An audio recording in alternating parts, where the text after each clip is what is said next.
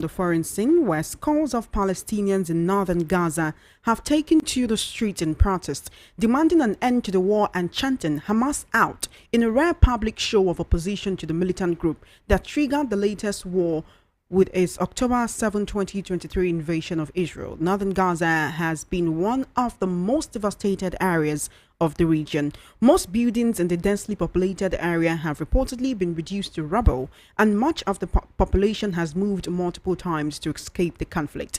The post, which began circulating widely late on Tuesday, showed people marching down a dusty street between war-damaged buildings. In other posts, one of the banners held by the crowd read, "Enough wars," while people chanted, "We don't want war." In a tragic development, at least 24 people have been killed as multiple wildfires continue to ravage South Korea's southeast region. Most of the victims are in their 60s and 70s, according to authorities, adding that about 26 people are injured, with 12 in critical condition, as the deadly wildfires have forced more than 23,000 people to flee their homes. Acting President Han Duck-soo said the unprecedented crisis remains critical and is rewriting the record books for the worst wildfires in the nation's history. The fires gutted the 1,300-year-old Gonsa Temple in Usan City, where many cultural relics were removed and transported to safer ground. Thousands of firefighters and about 5,000 military personnel have been deployed to contain multiple blazes, as well as helicopters from the U.S. military stationed in. Senator Natasha had urged Senator Imasuen to step down from his position as chairman of the Senate committee, citing alleged bias in his handling of the case. Responding, Senator Imasuen said the case is already before the court and the committee will stay out of the matter. Meanwhile, an altercation occurred at the hearing yesterday between now the stateswoman and president of Human Capital Africa, Obi Ezekwesili, and the lawmaker representing Ebonyi North, Senator Peter Nwebonyi. Let's take a listen to the senator explaining his own side of the story on what led to the altercation between himself and Obi Ezekwesili. Today, we appeared before the Senate Committee on Public Petition. Senator Natasha was invited with her witnesses to come and prove allegation of sexual harassment against the Senate President.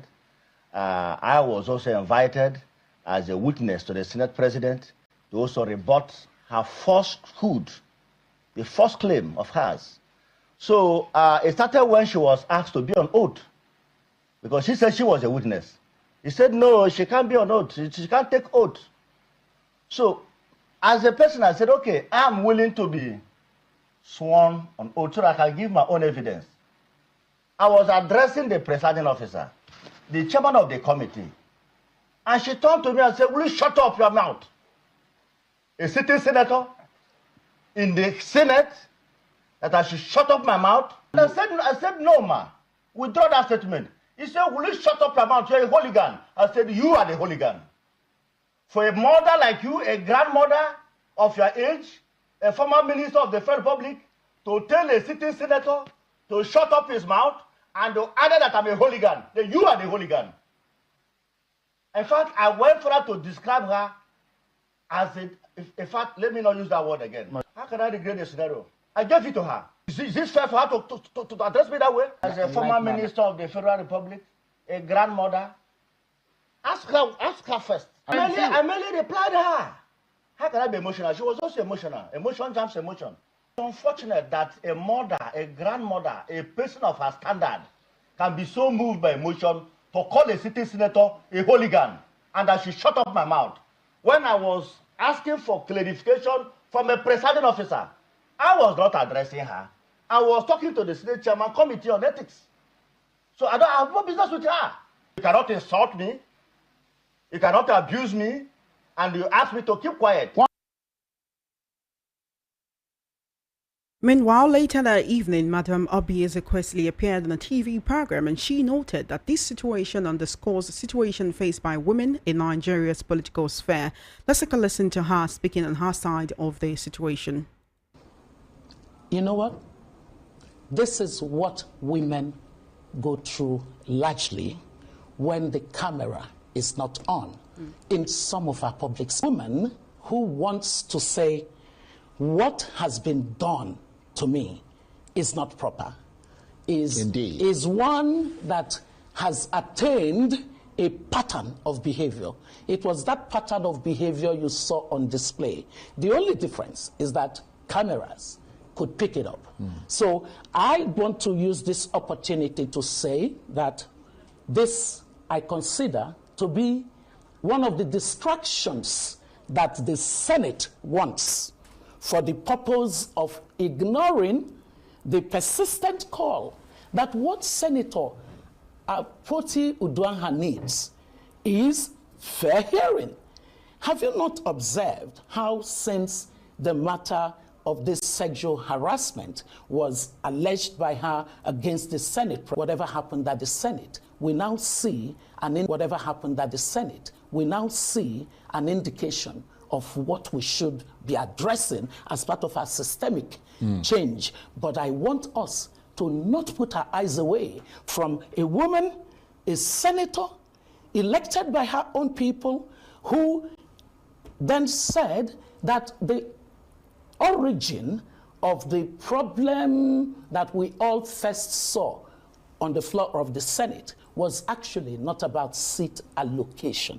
It was that all of that happened as the consequence of having rebuffed the sexual advance that was made toward her.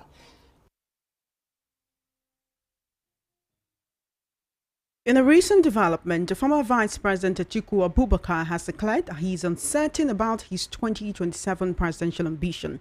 Atiku, who has contested for the presidency 6 times if he would run for the presidency in the next election, Atiku said, and I quote, "I don't know, because there has to be, first of all, a viable platform more than any other time in the political history of this country, particularly since the return of democracy."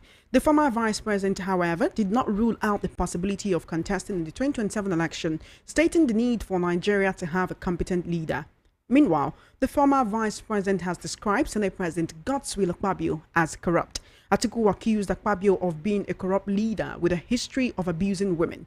The former vice president made the remark in response to sexual harassment allegations against Akpabio and the National Assembly's approval of President Tinubu's declaration of a state of emergency in Rivers State. Let's take a listen to former Vice President Atiku Abubakar speaking in this short clip. What's that when Akpabio was a governor, he was corrupt? You know, he was corrupt. Not only he was corrupt, but he was also in the habit of abusing, women. So who do you think is going to head the coalition, and are you going to run for president again? We had an assault on the military formation, firing sporadically and causing numerous casualties, including soldiers killed and others critically injured. Although details of the attack remain scarce, a resident of Damboa, Abba Usman, provided additional information saying that military reinforcements rushing to the scene stepped on a line mine, causing an explosion that resulted in injuries and possibly more casualties.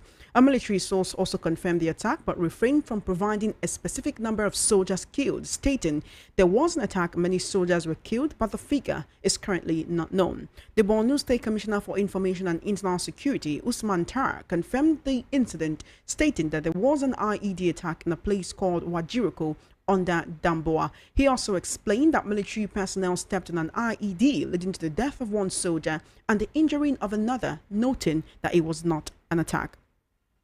Oil marketers under the aegis of the Petroleum Products Retail Outlet Owners Association of Nigeria, Petron, have rejected the decision by the Dangote Petroleum Refinery to sell refined petroleum products in dollars. Petron urged the federal government not to allow the Lagos-based plant to sell in dollars to Nigerian markets. The association's president, Billy Gillis Harry, disclosed this on Tuesday in a chat with journalists. This came as the refinery intensified fuel exports to foreign nations, exporting about 2 million barrels of aviation fuel to the United States. Also, the Manufacturers Association of Nigeria declared that the production of polypropylene by the Dangote refinery would revive Nigeria's struggling textile industry and save the country $267 million in import costs. Last week, the Dangote refinery announced it would no longer sell fuel to customers in Naira as the federal government has suspended the sale of crude to the facility in Naira. You are currently listening to the World News at 12 right here on Voice of the People 90.3 FM. We'll now head into the news analysis segment. I have Mr. Peter Anoske right here. He's a veteran journalist as well as a political, social, national and international affairs analyst. Thank you for joining me. Good afternoon. Thank you for having me. All right. We have several issues to discuss extensively this afternoon, but I would like to begin with what some have called the explosive revelation by former Vice President Atiku Abubakar, who said that Senate President Akpabio is known for being corrupt, and not just for being corrupt, but for being an abuser and who harasses women, even when he was governor. If this is something that seems to be well known in the elite political space, like Atiku is making it seem, how come no one has called him to order? And even up until now, with these sexual harassment allegations against him, they're still trying to sweep it under the carpet. Well, if there's somebody who knows Nigeria very well, it's Atiku Abubakar, and he has been there for around the political circles for a long time. And as a former vice president, you know, in 1993, Atiku stepped down for MKO Abiola under the SDP. So he knows a lot of people and he has a lot of information. And on the part of Godswill Akpabio, we already have antecedents. You can remember the former acting MD of NDDC, who also said the same thing. There were also some Nollywood people in Nollywood who also confirmed the same thing. So in philosophy, that's what is known as inductive inference. So when you do inductive inference, you can agree that what Atiku said is true. Understand me? If you do inductive inference, you can agree with me that what Atiku said. The question is, if that is the case, how come no one has called him to order, to the extent that he became governor and now he's even the president of the Senate? Is this a good outlook for the National Assembly?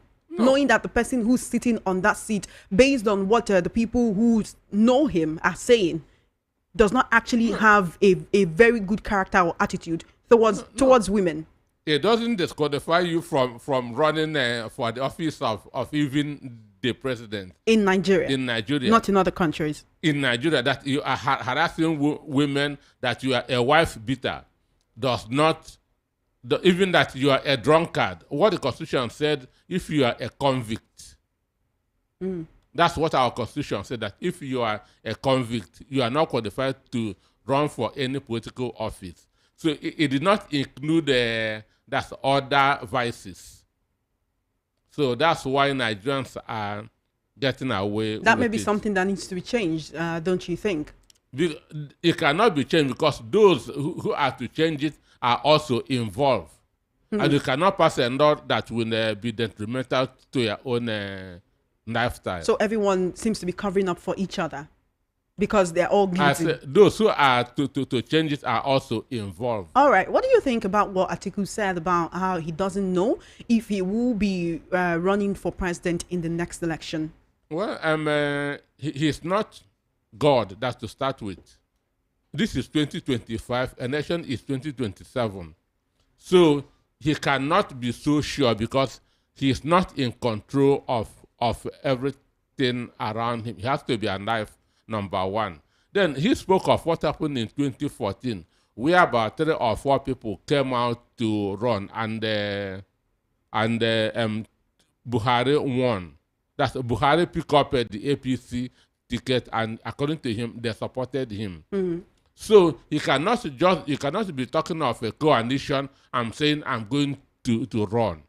No, it is the coalition that will determine who will be their presidential candidate. So for me, it was a wise answer that he gave. All right, let's talk about another issue that has been making major headlines since yesterday. You must have seen the video of that altercation between the senator representing the Boy North Senatorial District and also Obi Ezekwesili. I want to actually play that clip. Also, IT, please put that video up on YouTube as at this moment. So after we take this clip, you've heard what he said. Let's quickly take this clip before we continue the analysis segment.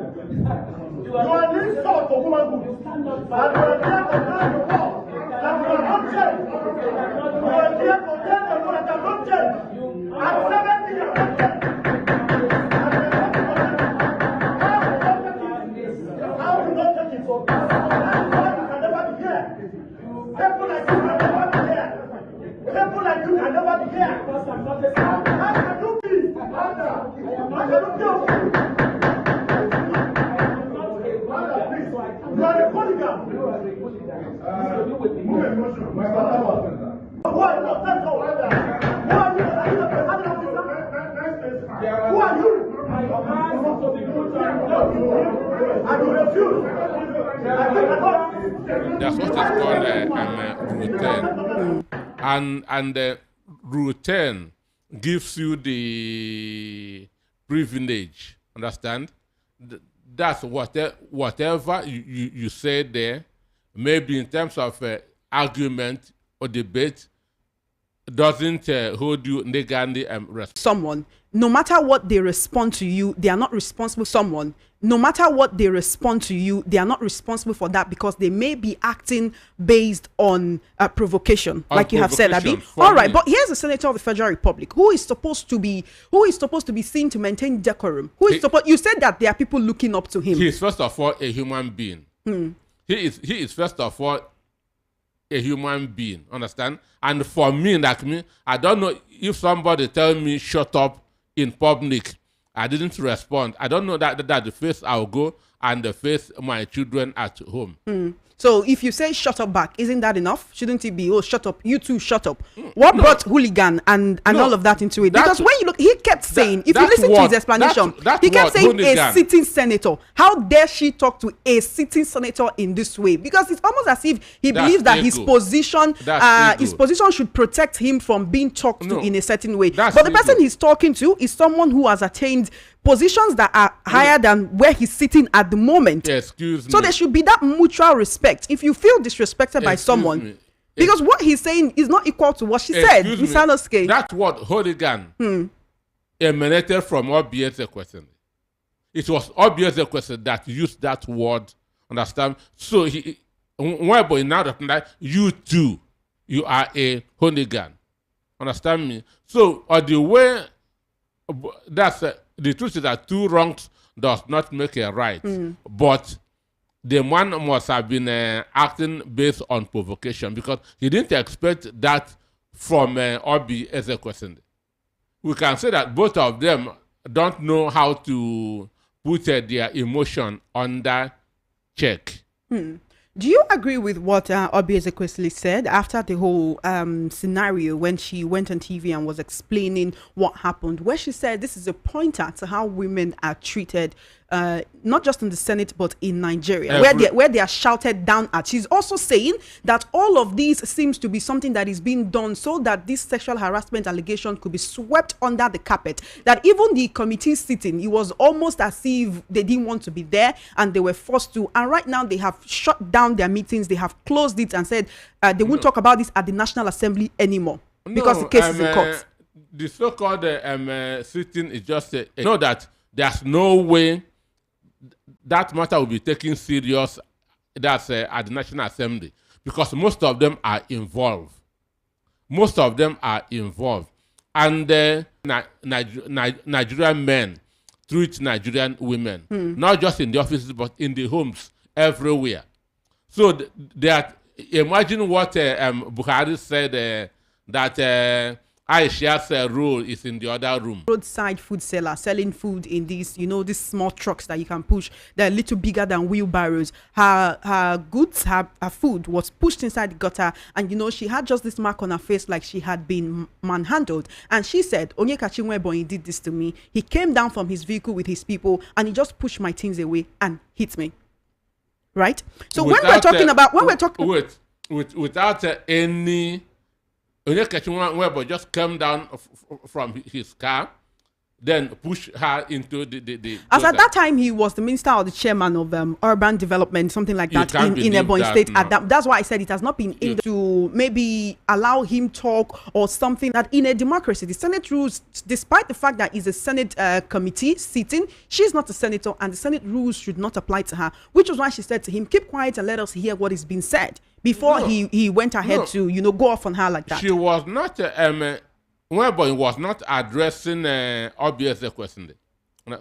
Understand? It was an interjection from obvious question that now drew the attention of Nwebonyi to obvious question. So keep quiet or shut up was unexpected, and truly Obi did not use the right word. Obi did not use the right word. They are both adults. So he must have acted based on provocation.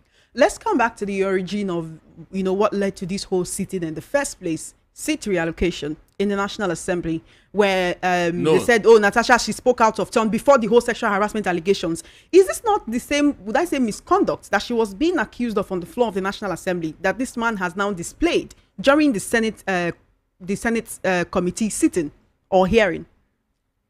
If you watch the video, there was orderliness when Nwebonyi was talking before Obi's interjection. There was orderliness. Everybody that was sitting quietly but Obi maybe was aggrieved that maybe time is going, she needs to say something. Senate rules applies to everybody in the Senate, even those in the media. It applies to everybody. Even if you're not a senator. Even if you're not, as long as you're in the room. You must obey Senate rules. When a Senate president comes in, everybody, whether you're a senator, whether you're a journalist, you must stand up. That is one of the rules. But the sitting of that they want to discuss Natasha's accusation, that was just a waste of time. That they never took that allegation serious, and they decided that to shut it down from that first day, because they are also guilty of it. That's what they are all doing. That's what they are all doing. Are you saying they are going about harassing and abusing women? That's what they are all doing. Other skeletons in their cupboards that they don't want to show. It may not be harassment. They are involved in this. That's why from day one, I told you nothing will come from the ethics committee that's on this, because they all are guilty of it. All right. The chairman of the Senate Committee on Ethics and Privileges, that's Senator Neda Imasuen, was actually told by Senator Natasha's counsel that he's not supposed to be the one presiding over the case, as he's already been biased. He has said it from the beginning. Even the Senator Nwebonyi, who's standing in for Senate President Akpabio, has repeatedly said it's falsehood. You recall when he went on television, he was being asked questions about the whole thing. He said he was there and no sexual harassment occurred while he was looking. The people who are actually coming to sit and talk about these things, aren't they already biased, like Senator Natasha's counsel? No, for me, I don't know if Nwebonyi is really representing Ebonyi or Akpabio's PA, because he was talking as a PA to the Senate President, and not as a senator representing a senatorial zone in Ebonyi State. he was talking as a PA. I was following them. So for me, the bias is already there from the beginning. So it's just a conspiracy against Natasha. Would you say that's why if the case right now has been closed? Because the chairman of the committee, Senator Imaswa, is saying this has been closed at National Assembly. Let the courts handle it. Since there is already a case in court instituted by the wife of the Senate President and also by Senator Natasha herself. No. On the writings, if a case is in court, there shouldn't be any other thing until it is judgment is passed or it is withdrawn. So as long as that same case is in court, they are not even supposed to entertain it in the Senate unless they are talking about how to go and settle out of court. It's just like an instance. You have a problem with a landlord, and the landlord take you to arbitration committee to mediation, and you go to the court. Mediation has no power until that case is withdrawn from the court. So that's how it works.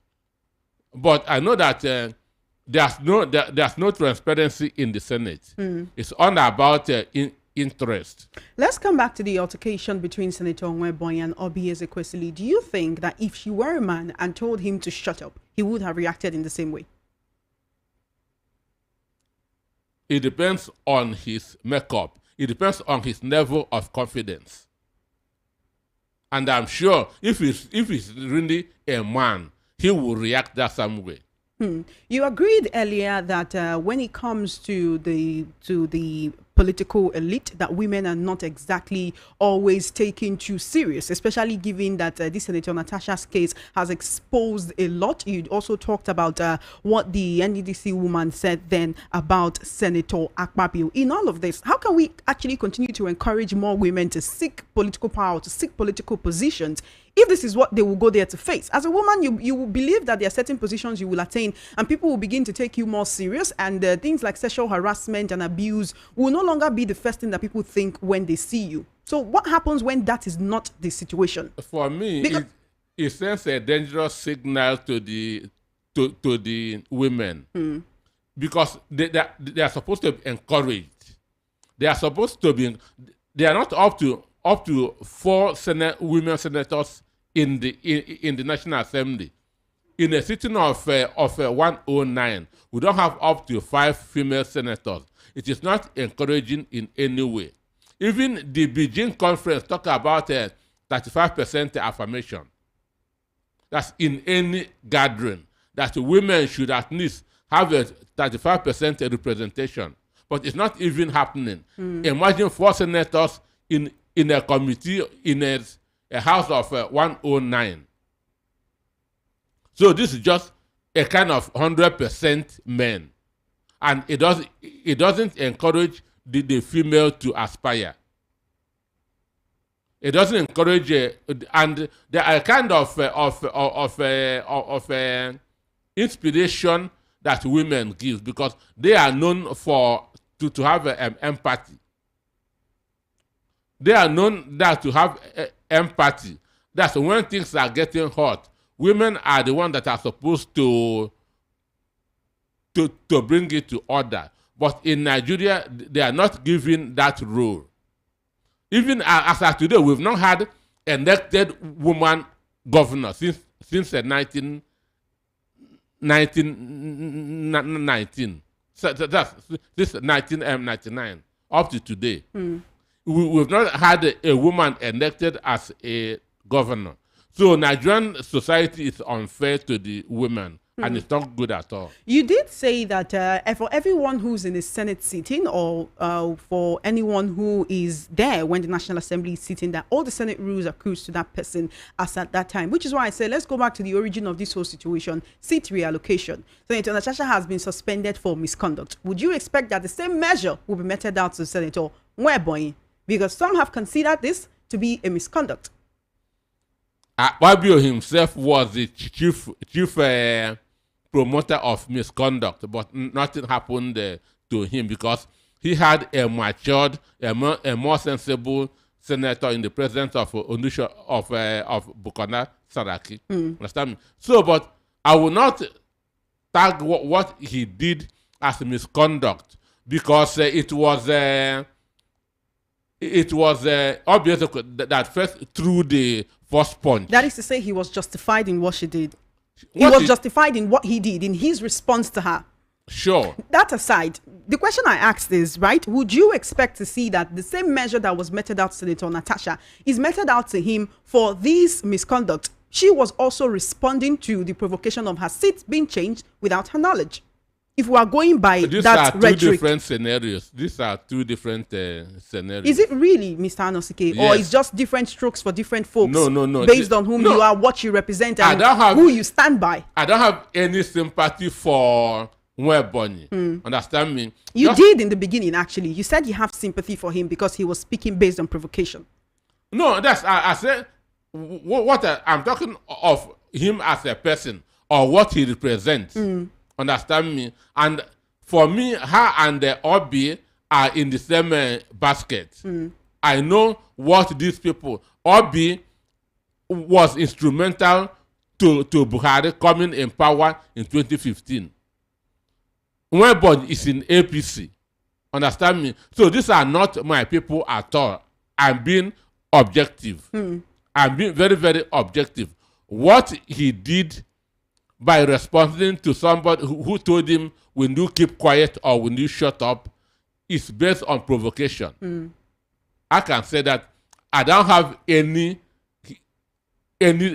sympathy for him as that's based on where he belongs. So basically, no punishment for this misconduct based on where he belongs and based on the fact that, he was acting on provocation. Everybody saw it. There will be no punishment. There will be no punishment at all. Why? Because he's a friend of the Senate president?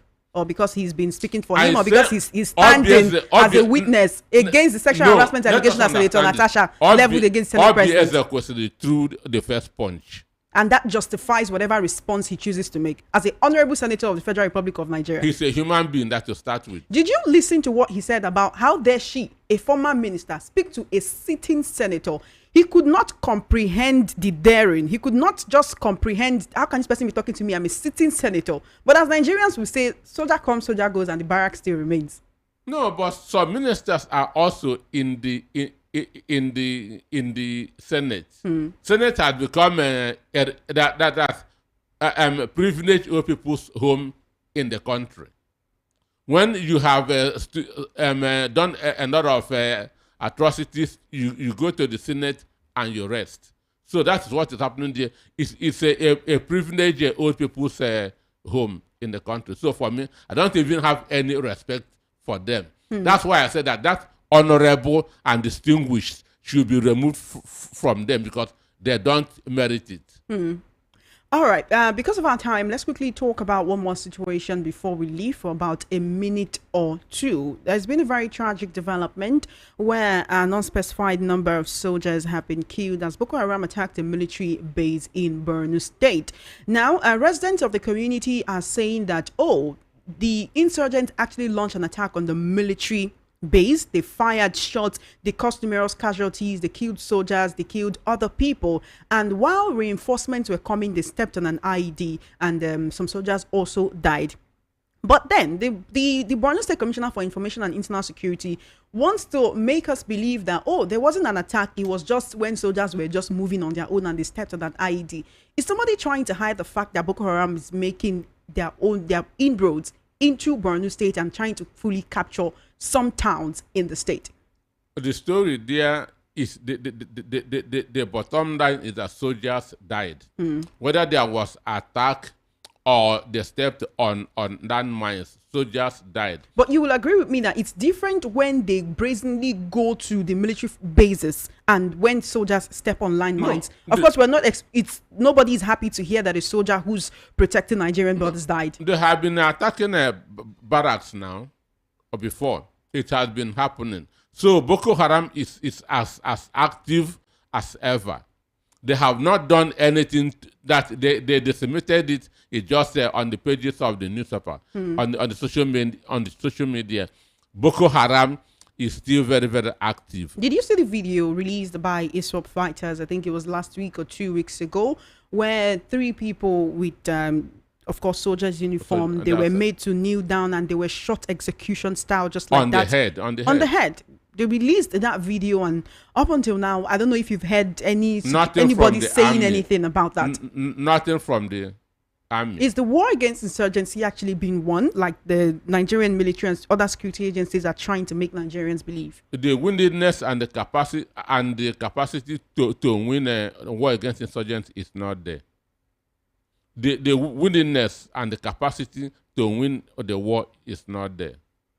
So all we are doing is just running around in circles. Insurgents is alive and active in the country. Government is not doing anything about it. And some people are benefiting from it. And that's why they don't even want it to end. So there must be woundedness before capacity. And the two things are not there. Therefore, in the next 5 years, it will still be there. It's quite unfortunate, but we'll continue to call on the federal government of Nigeria to perform their duty by protecting the lives and properties of Nigerians from these insurgents. Mr. Peter Arnold's case, always a pleasure whenever we get to have these conversations. Thank you so much for joining me today. Thank you for having me. Thank you for coming. You have been listening to the World News at 12 right here on Voice of the People 90.3 FM. Just before we wrap up, let's take a look at the top stories again. You heard that the Senate committee has declared sexual harassment case involving Akpabio closed. Atiku expresses uncertainty over 2027 elections, affirms Akpabio guilty of sexual harassment and corruption. Many soldiers killed as Boko Haram attacks Borno military base, and the Palestinians protest against Hamas as conflict resumes. That is a wrap on the World News at 12. My name is Chioma Innocent. Good afternoon and thank you for listening.